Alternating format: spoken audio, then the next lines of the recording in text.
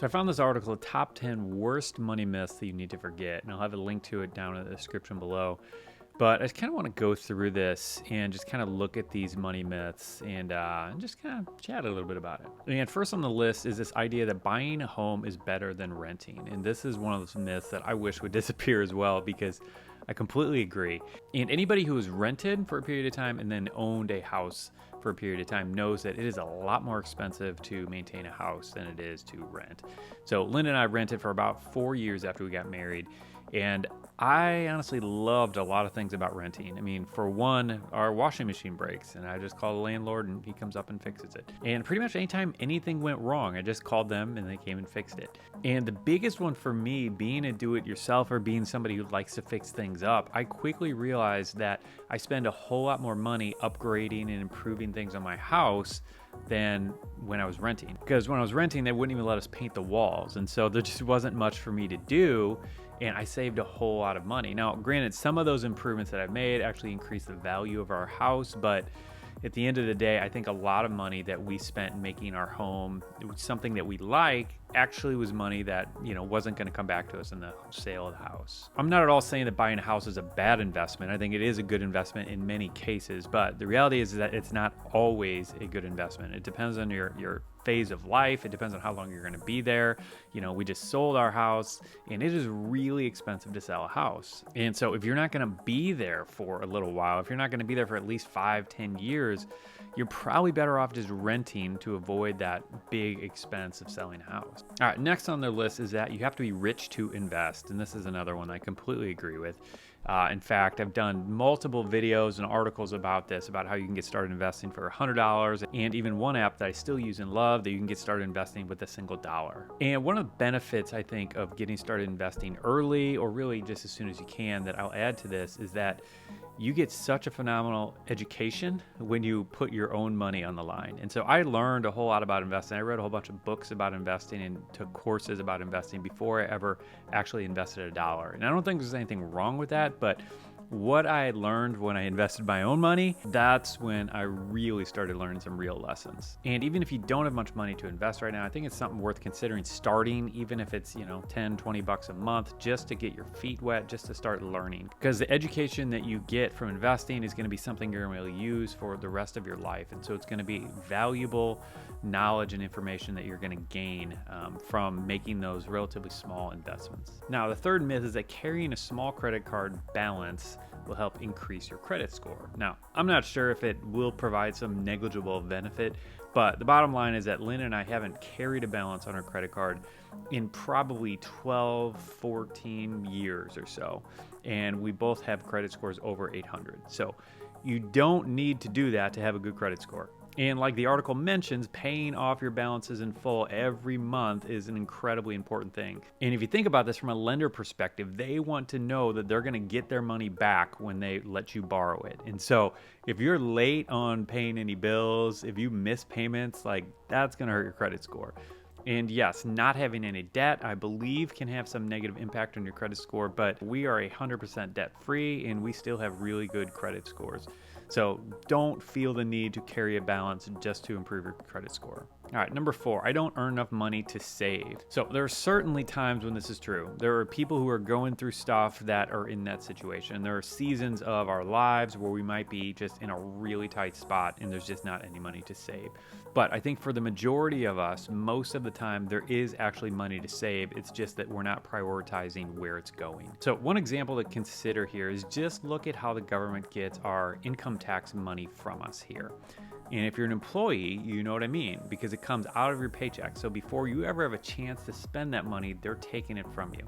Now, when you're a business owner and running your own business, things are a little bit different where they're not pulling it directly out of your paycheck. And in fact, depending on what type of business you're set up as, you probably are going to be paying quarterly estimates of your taxes in. And what's funny is that so many business owners who actually are doing much better financially than they were as employees, find themselves in a situation where they have a hard time paying their tax bill at the end of the year. And that's exactly why many, many decades ago, the government decided we're going to start pulling money out of their paycheck to make sure that we get it so they don't spend it all on the front end.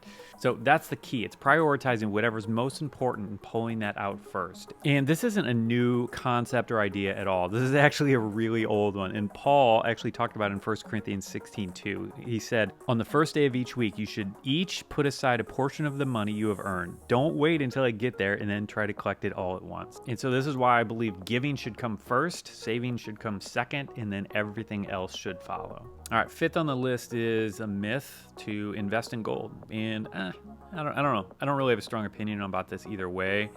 I think some people hype up the gold thing and make it seem like it's a bigger deal than it is.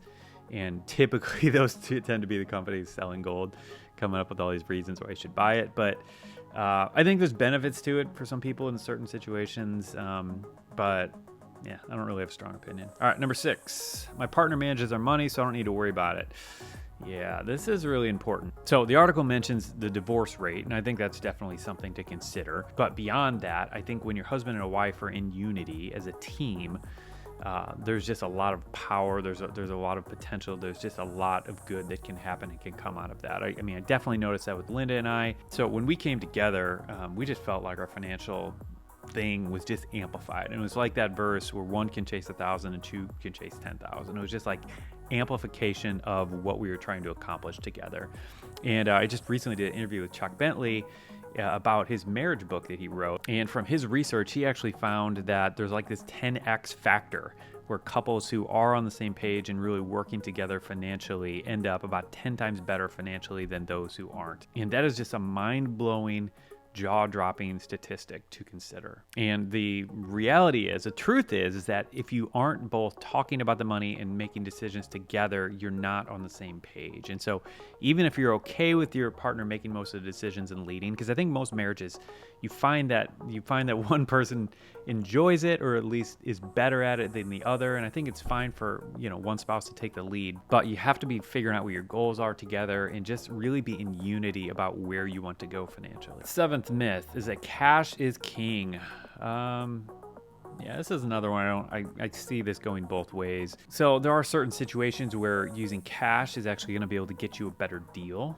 And so, that's when it makes sense. And then on the other hand, like you mentioned in the article, there's certain times where credit cards give you a benefit by, certain protections or extended warranties and things like that.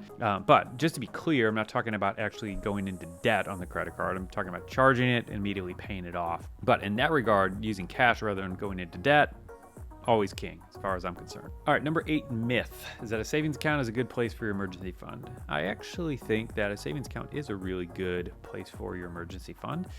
His point he's making here is that inflation rate is about 3% and your savings account probably isn't going to earn that much. And that's a fair point, but the emergency fund, you need it to be there so that when you need it, it's there. You don't want to invest this in something that is going to have a chance of losing 50%, from one year to the next. And so, yeah, emergency funds, as far as I'm concerned, should not be invested in stocks. Really, they should be in money market accounts or possibly CDs. But again, like you run into the issue of if you need it, then you have to withdraw from the CD and pay a penalty. So I don't know. I just like savings accounts and money market accounts for your emergency fund, or at least whatever the short-term emergency fund would be. If you have a huge one, if you have 6 months, expenses covered, then, possibly move some of that out into something that can be earning more. But in general, having it accessible, having it readily available for when that emergency strikes, I think is the best course of action. All right, number 9, 2 incomes are better than 1. And this is actually a really good one. And I actually did an article about this years ago about calculating your real hourly wage. And what you'll find if you add up all the expenses for your work, for commute, for, I have a big long list in there of things to consider, but you're probably earning way less than you think you are. And so if you're earning whatever, if it's $50,000 a year,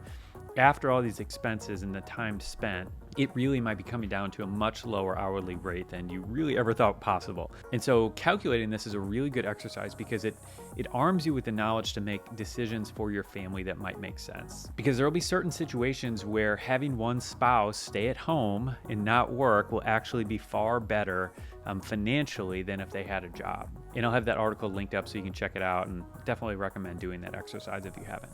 All right, number 10, I don't need an emergency fund. I have credit cards. And yeah, this myth needs to disappear. This is just bad financial advice because you're just asking for trouble. And like he mentions in here, it takes an average of 4 months to find a new job.